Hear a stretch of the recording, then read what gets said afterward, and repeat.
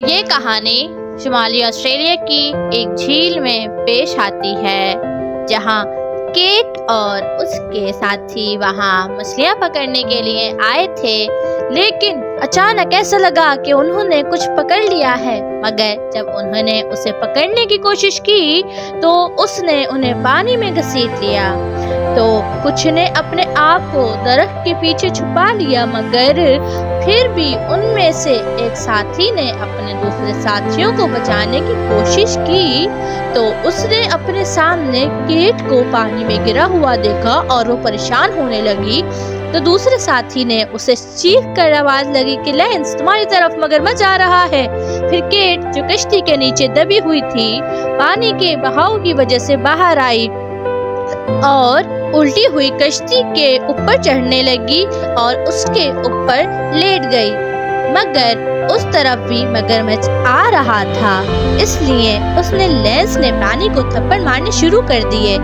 مگر کشتی دور جانے لگی اور اس کے ہاتھ سے نکلنے لگی۔ پھر ایک رسی جو کہ اٹکی ہوئی تھی، کیٹ نے اسے اٹھا کر اپنے ساتھیوں کے پاس پھینک دیا۔ پھر اس کے ساتھیوں نے ساتھ میں مل کر رسی کو پکڑنا شروع کیا، مگر ناکام رہے۔ اس کے بعد مگر کشتی پھر بھی ڈوبنے لگی، لیکن کیٹ ہمت نہیں ہاری اور وہ خوش قسمتی سے وہ درخت کے پاس پہنچ گئی۔ آخرکار پھر لینس پانی میں اترا اور پھر اپنی کشتی کے پاس جا پہنچا اور اسے اپنی کشتی کو سیدھا کرنا شروع کرا، اور پھر تمام ساتھی مل کر کشتی کو سیدھا کرنے لگے اور اسی طرح ان کی محنت رنگ لے آئی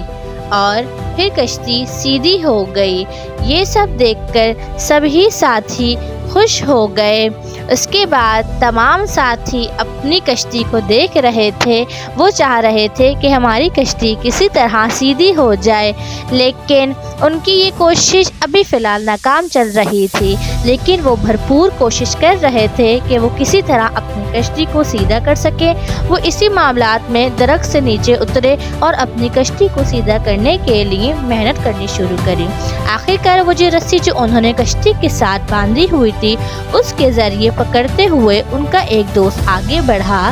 اور کشتی کو سیدھا کرنے لگا، اور آخرکار اس کی کوشش کرنے لگا، لیکن اس کی کوشش پھر بھی ناکام رہی۔ پیچھے اس کے ساتھیوں نے آواز لگائی اور اس سے کہا کہ ہم بھی تمہارے ساتھ ہیں۔ پھر وہ پانی کے اندر چلا گیا لینس، اور اس نے اپنی کشتی کو نیچے سے پانی کی طرف کھینچنا شروع کرا، اور اس کے دوستوں نے اسے آواز لگائی اور ایک دم پھر دیکھا کہ کشتی سیدھی ہو گئی اور لینس اس کے اوپر آ چڑھا۔ یہ